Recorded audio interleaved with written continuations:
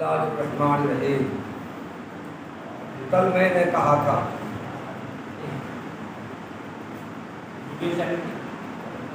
Video کل میں نے کہا تھا کہ جس طرح آگ کے اندر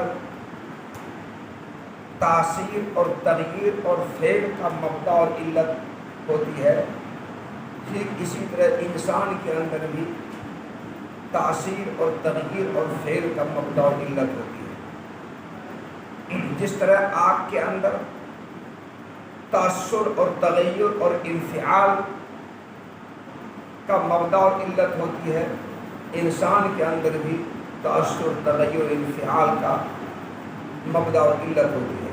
یہ میں نے کل کہا تھا۔ اب یہ انسان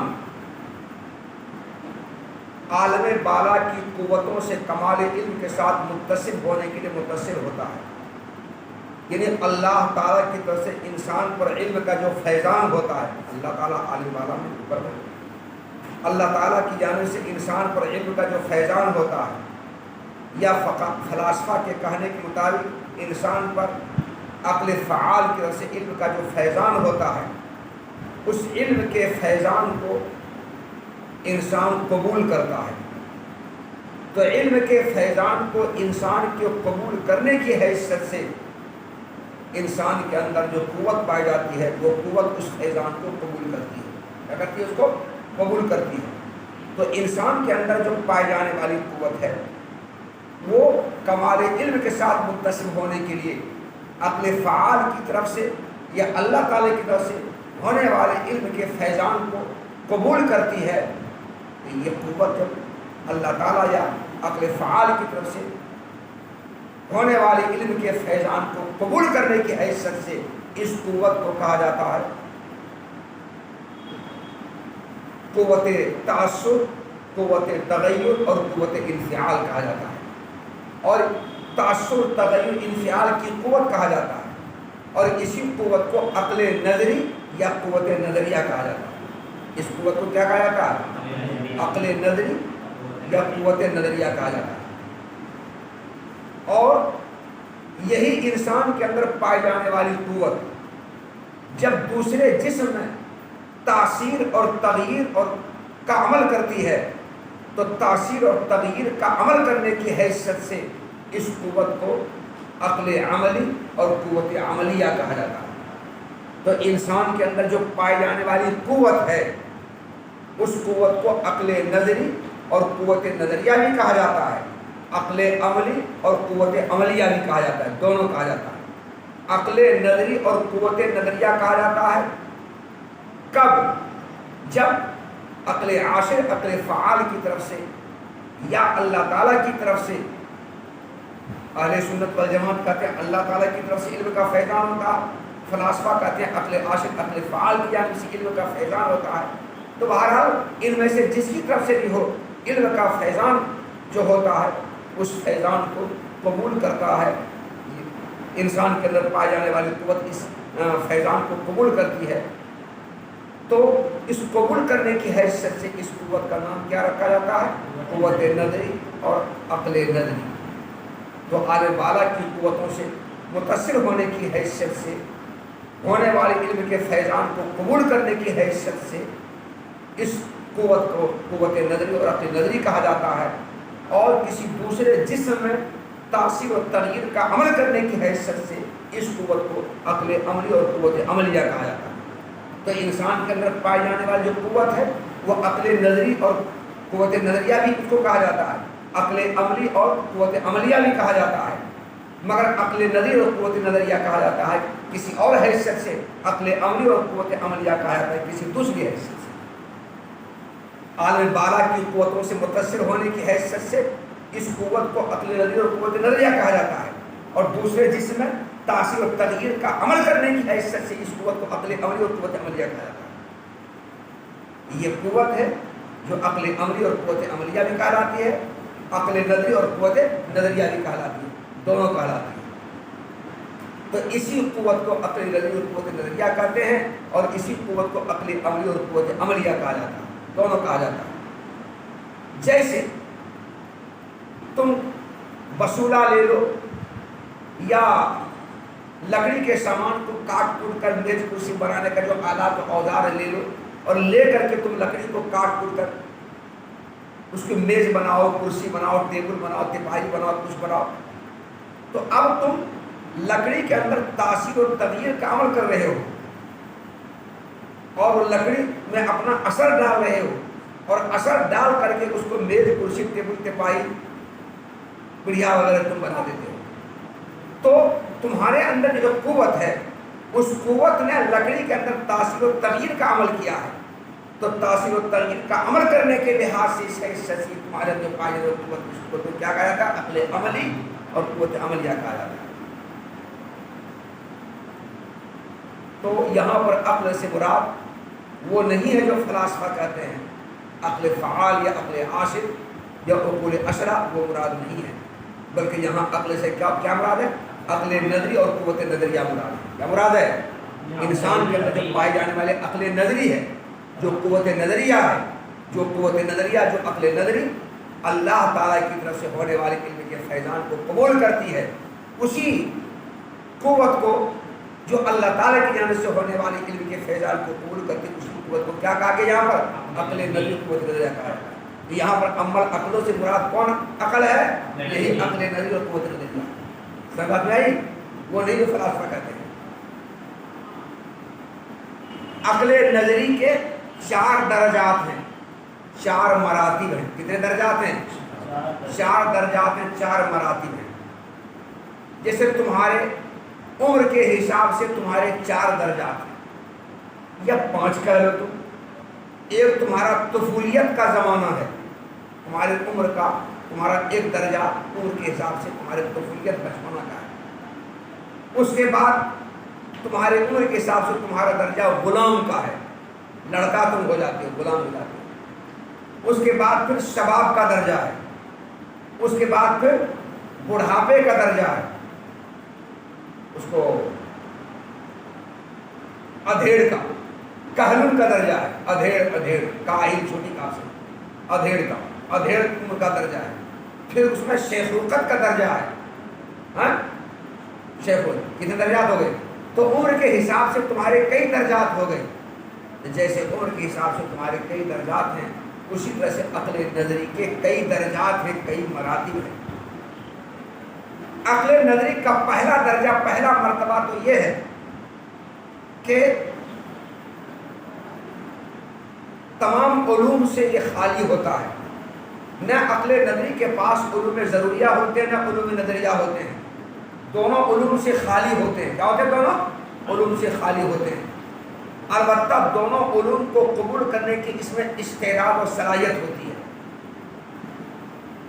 جیسا کہ نومولود بچہ ہے، چھوٹا بچہ نومولود شیرخوار بچہ ہے، نہ اس کو علم ضروری حاصل ہے، نہ علم نظری حاصل ہے. علم ضروری اور علم نظری دونوں سے خالی ہے، دونوں سے کورا ہے. لیکن ہاں دونوں کو قبول کرنے کی اس میں استعداد ہے. چنانچہ جو عمر بڑھتی چلی جاتی ہے تو علوم ضروریہ بھی اس کو حاصل ہوتے چلے جاتے ہیں اور علوم ضروریہ کے ذریعے علوم نظریہ بھی اس کو حاصل ہوتے رہتے ہیں. لیکن نومولود بچہ، شیرخوار بچہ بالفعل تمام علوم سے خالی ہے کہ نہیں؟ بولو ہے نا خالی. تو عقل نظری کا یہ درجہ، یہ مرتبہ، جس مرتبہ میں عقل نظری ہر قسم کے علوم سے خالی ہوتا ہے، اس درجے میں اور اس مرتبہ میں عقل نظری کو عقل ہیولانی کہا جاتا ہے. کیا کہا جاتا ہے؟ عقل ہیولانی. عقل ہیولانی اس لیے کہا جاتا ہے کہ جس طرح سے ہیولا تمام صورتوں سے ابتدا میں کسی نہ کسی صورت کے ساتھ متصل ہوتا ہے، اس سے ہیولا کسی نہ کسی صورت کے ساتھ متصل ہوتا ہے ابتدا میں، ٹھیک اسی طرح یہ عقل نظری بھی کسی نہ کسی علم کے ساتھ متصل ہوتا ہے. اس لیے اس کو عقل ہیولانی کہا جاتا ہے. کیا کہتا ہے؟ عقل ہیولانی کہا جاتا ہے. ابتدا میں، شروع میں ہیولانی، ہیولا سے بنا ہے. اور عقل نظری کا دوسرا درجہ، دوسرا مرتبہ یہ ہے کہ عقل نظری کو علوم ضروریہ حاصل ہوتے ہیں، بالفعل علوم ضروریہ اس کو حاصل ہوتے ہیں. اور انہی علوم ضروریہ کو ترتیب دے کر اس کے ذریعے علوم نظریہ کو حاصل کرنے کی اس میں استعداد اور صلاحیت ہوتی ہے۔ عقل نظری کا یہ دوسرا درجہ ہے۔ دوسرا درجہ کیا ہے کہ عقل نظری کے پاس علوم ضروریہ حاصل ہوتے ہیں اور ان علوم ضروریہ کو ترتیب دے کر اس کے ذریعے علوم نظریہ کو حاصل کرنے کی اس میں استعداد اور صلاحیت ہوتی ہے۔ عقل نظری جب اس مرتبہ میں اس درجہ میں ہو، اس درجہ میں اس مرتبہ میں عقل نظری کا نام رکھا تھا عقل بالملکہ۔ کیا رکھا تھا؟ عقل بالملکہ۔ ملکہ من صلاحیت، استعداد۔ چونکہ اس درجے میں آ کر کے ضروریات کے ذریعے نظریات کو حاصل کرنے کی عقل نظری کے پاس صلاحیت ہو جاتی ہے، تو اس صلاحیت جو ہو جاتی ہے اس درجے میں آ کر کے عقل نظری کا نام کیا رکھا تھا؟ عقل بالملکہ۔ عقل نظری کا تیسرا درجہ یہ ہے کہ انسان کے خزانہ خیال میں علوم ضروریہ بھی حاصل ہوتے ہیں اور علوم نظریہ بھی حاصل ہوتے ہیں، دونوں ہوتے ہیں، مگر وہ علوم ضروریہ بالفعل مستحضر نہیں ہوتے ہیں، موجود نہیں ہوتے ہیں، مگر تھوڑی سی توجہ سے، نظر و فکر کی حاجت کے بغیر، غور و فکر کی حاجت کے بغیر، استدلال کی ضرورت کے بغیر، دلیل پیش کیے بغیر ان علوم نظریہ کو مستحضر کرنے کی صلاحیت اور قوت اور استعداد ہوتی ہے عقل نظری کے پاس۔ اس درجہ میں آ کر کے عقل نظری کا نام رکھا جاتا ہے عقل بالفعل۔ کیا کہتا ہے؟ عقل بالفعل، یہ نام رکھا جاتا ہے۔ تو عقل حیولانی، عقل بالملکہ اور عقل بالفعل، تیسرے درجے میں اس عقل کا نام کیا ہوتا ہے؟ عقل بالفعل۔ تیسرا درجہ کیا ہے کہ انسان کے خزانہ خیال میں علوم ضروریہ بھی جمع رہتے ہیں اور علوم نظریہ بھی جمع رہتے ہیں، مگر وہ مستحضر نہیں رہتے ہیں۔ جمع تو ہے مگر مستحضر نہیں ہے، یعنی موجود نہیں ہے، اور ان کے استحضار کی عقل نظری کو قدرت ہوتی ہے، نفس کو قدرت ہوتی ہے، جب چاہے تب اثر نو غور و فکر کے بغیر، مقدمات کو ترتیب دیے بغیر، دلیل پیش کے بغیر ان کے استحضار پر قادر ہوتی ہے عقل نظری۔ تو اس درجہ میں آ کر کے عقل نظری کا نام کیا رکھا ہے؟ عقل بالفعل۔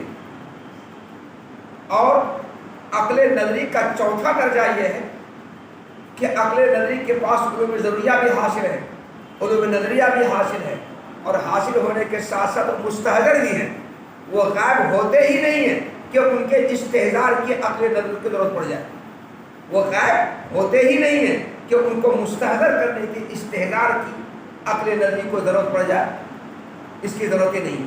تو علوم ضروریہ بھی حاصل ہے، علوم نظریہ بھی حاصل ہیں، اور علوم ضروریہ بالفعل مستحضر موجود بھی ہیں، ان کے استحضار کی ضرورت ہی نہیں پڑتی ہے، اور جب استحضار کی ضرورت نہیں تو دلیل پیش کرنے کی ضرورت بھی نہیں ہے۔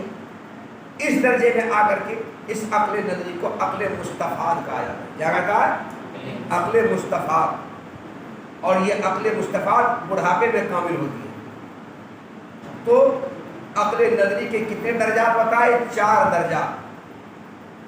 جو درجات بتائے اس درجات کے لحاظ سے عقل نظری کو عقل حیولانی، عقل بالملکہ، عقل بالفعل اور عقل مستفاد کہا جاتا ہے۔ یہ جو ہم نے 4 درجات، 4 مراتب بیان کیے، یہ 4 مراتب، 4 درجات کس کے ہیں؟ عقل نظری کے ہیں۔ کس کے ہیں؟ عقل نظری کے ہیں۔ اور بعض لوگوں نے کہا ہے کہ چونکہ نفس عقل نظری کے ساتھ متصف ہوتا ہے، یہ نفس موصوف ہوتا ہے اور عقل نظری صفت ہوتی ہے، اس لیے 4 نام عقل نظری کے نہیں ہیں، بلکہ یہ 4 نام نفس کے ہیں۔ ان 4 ناموں کے ساتھ عقل نظری موصوف نہیں ہوتی ہے، بلکہ ان 4 ناموں کے ساتھ نفس موصوف ہوتا ہے۔ نفس کا یہ 4 نام رکھا جاتا ہے، بعض لوگوں نے یہ بات کہی ہے۔ اور ہم نے جو تفصیل بتائی، جو درجات بتائے، اس درجات کے اعتبار سے یہ 4 نام کس کے بتائے؟ عقل نظری کے 4 نام بتائے۔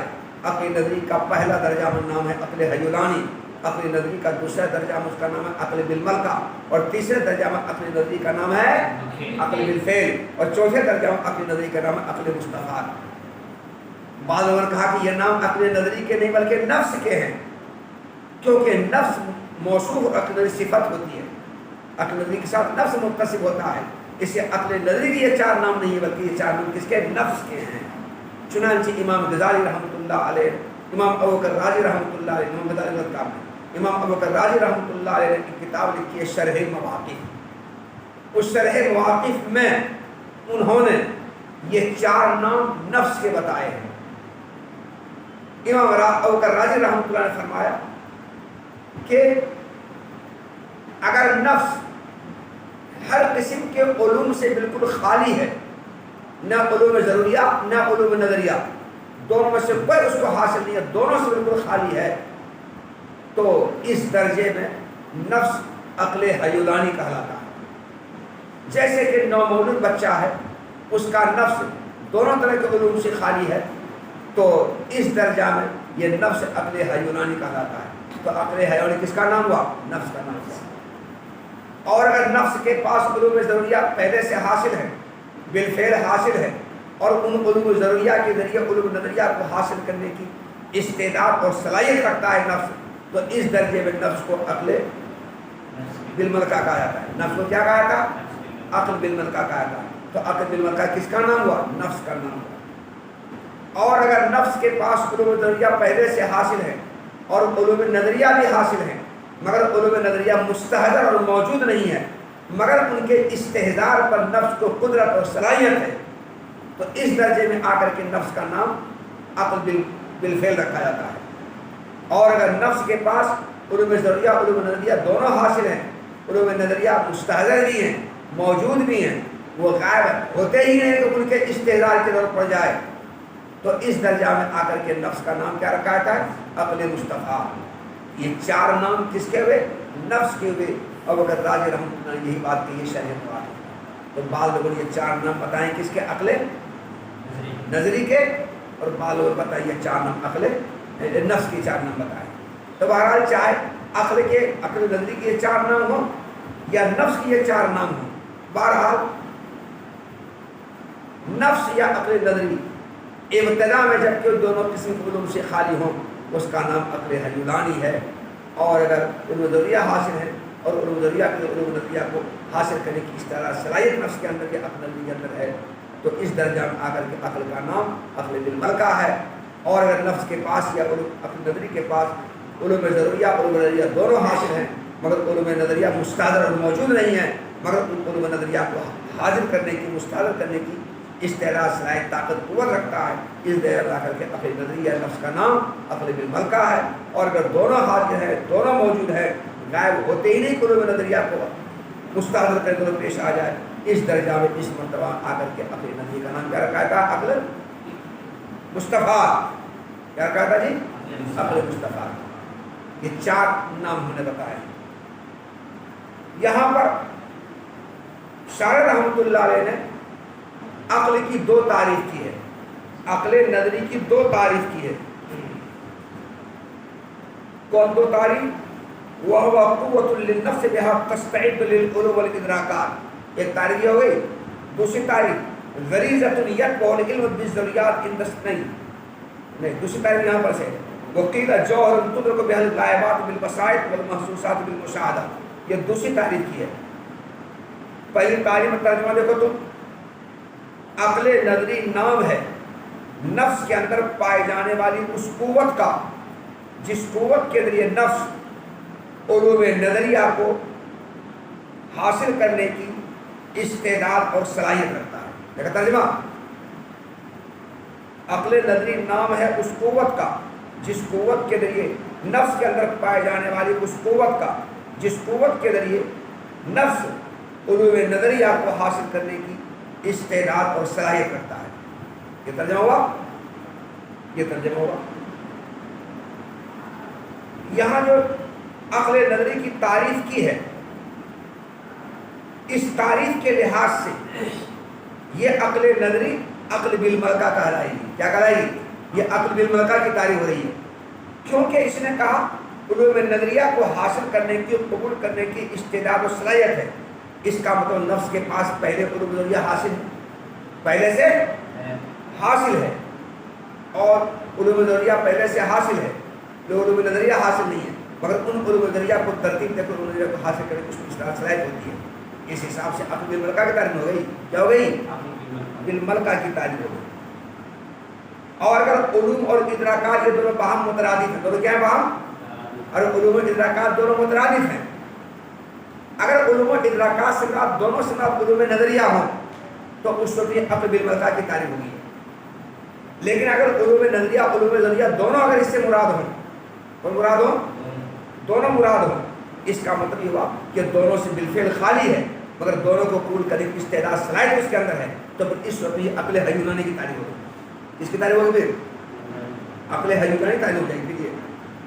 اگر یہ ترجمہ ہوگا کہ عقل نظری انسان کے اندر نفس کے اندر پائے جانے والی اس قوت کا نام ہے جس قوت کے لیے نفس علوم نظریہ اور علوم نظریہ دونوں کو قبول کرنے کی استعداد و صلاحیت رکھتا ہے، یہ ترجمہ ہوگا۔ اس کا مطلب کہ نفس کے پاس نہ پہلے سے علوم نظریہ حاصل ہے نہ علوم نظریہ حاصل ہے، البتہ دونوں کو قبول کرنے کی استعداد و صلاحیت اس کے اندر ہے۔ تو بتاؤ جب دونوں سے خالی ہو تو اس درجہ میں عقل نظری کو یہ نفس کو کیا کہا تھا؟ عقل حیونانی۔ یہ عقل حیونانی تعریف ہو گئی۔ اور اگر علوم و ادراکات سے مراد علوم نظریہ صرف ہوں، ضروریہ نہ ہوں، اس کا مطلب نفس کے پاس علوم نظریہ پہلے سے حاصل ہے، البتہ علوم نظریہ نہیں ہے مگر ان علوم نظریہ کو ترتیب دے کر علوم نظریہ کو حاصل کرنے کی استعداد صلاحیت رکھتا ہے، تو اس حساب سے یہ تعریف کس کی ہو جائے گی؟ عقل ملکہ کی ہو جائے گی۔ تو چاہے یہ عقل حیونانی کی تعریف ہو یا عقل بالملکہ کی تعریف ہو، جس کی تعریف ہو، عقل نام ہے انسان کے اندر پائے جانے والی اس قوت کا، اسی قوت کو قوت نظریہ کہا جاتا ہے اور اسی قوت کو عقل نظری کہا جاتا ہے۔ تو انسان کے اندر پائے جانے والے اس قوت کا نام عقل نظری ہے یا عقل ہے، جس کے ذریعے علوم نظریہ، صرف علوم نظریہ کو یا علوم نظریہ اور علوم نظریہ دونوں کو حاصل کرنے کی استعداد و صلاحیت اس کے اندر ہے۔ یہ تعریف ہو گئی۔ اس تعریف میں عقل نظری کس کو کہا گیا؟ قوت کو کہا گیا ہے۔ تو عقل نظری کی تعریف قوت اور صفت سے کی گئی ہے، اور قوت اور صفت عرض ہے، تو پتہ چلا کہ عقل نظری عرض ہے۔ تو اس تعریف کی روح سے عقل نظری کا عرض ہونا لازم آ رہا ہے۔ کیا لازم ہو رہا ہے؟ عرض ہونا لازم آ رہا ہے۔ اور عقل نظری کی آگے تعریف آ رہی وہ قیلہ سے۔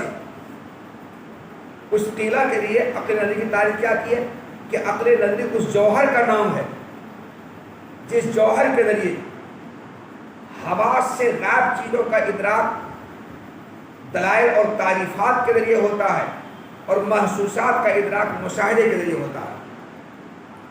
اور حواس سے جو چیزیں غائب ہیں، مثلا جنات کو ہم نے دیکھا نہیں، اللہ تعالیٰ کو دیکھا نہیں ہے، فرشتوں کو ہم نے دیکھا نہیں ہے، تو ان حواس سے غائب چیزوں کا ادراک ہمیں کس کے ذریعے ہوگا؟ دلائل سے ہوگا، معرفات سے ہوگا، تعریفات سے ہوگا۔ لیکن جو چیزیں محسوس کی ہوتی ہیں، محسوس کی جانے والی جو چیزیں ہیں، الوان و اشکال ہے، اصوات ہے، رنگ بو مزہ ہے، کھٹا میٹھا پھیکا کڑوا ہے، سختی اور نرمی ہے، برودت اور حرارت ہے، یہ سب محسوس کی جانے والی چیزیں ہیں۔ تو ان محسوسات کے علم کس سے ہم کو ہوگا؟ مشاہدے سے۔ اسے مشاہدے سے۔